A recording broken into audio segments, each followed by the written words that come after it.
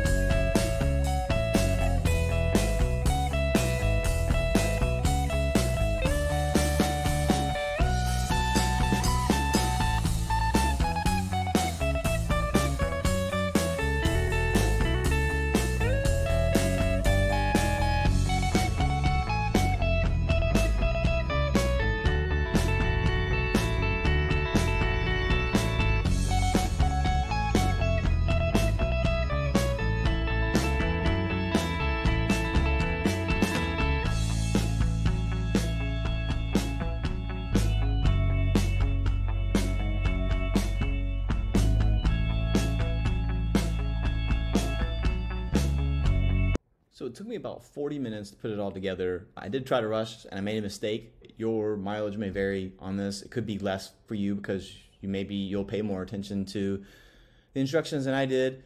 Overall construction is pretty good. I feel like that I had to force a few pieces together, and because of the construction of it, I felt really good about that. I love how easy it was to roll around. I was really kind of concerned when I first saw the wheels that they wouldn't roll on the carpet and the hardwood floor in the house, but it worked just fine.